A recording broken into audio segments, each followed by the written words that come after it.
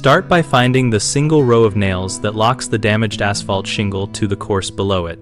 To locate that row, lift the overlapping shingle above the damaged shingle gently with a flat pry bar until you can see the nail heads or raised dimples beneath the adhesive strip. Work along the exposed edge and feel for the usual pattern of 3 to 4 nails set just above the tab line.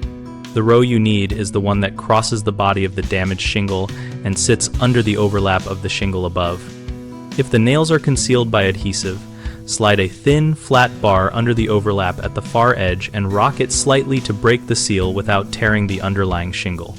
Use a steady pulling motion with the pry bar to lift the nail heads enough that you can grasp them with long nose pliers or a nail puller and pull straight out to avoid bending the shingle tabs.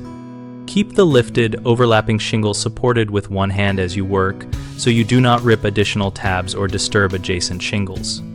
After removing the correct row of nails, slide the damaged shingle out along the course before installing a replacement and recurving the exposure so the new shingle lays flat. Common mistakes include pulling nails from the wrong row, which rips the tab above and widens the repair area. So always confirm the nail line crosses the damaged shingle body and not just the tabs above before you remove anything.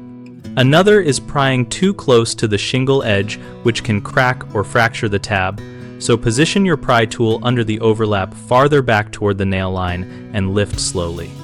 A third is pulling nails at an angle and bending the shingle or tearing the roof felt, so remove nails by pulling straight out and support the overlapping shingle to prevent movement. BigHomeProjects.com connects homeowners with local contractors and hosts a discussion community where we share practical advice and project experiences related to roof repairs. We help contractors find work and homeowners find contractors while fostering conversations that improve repair outcomes.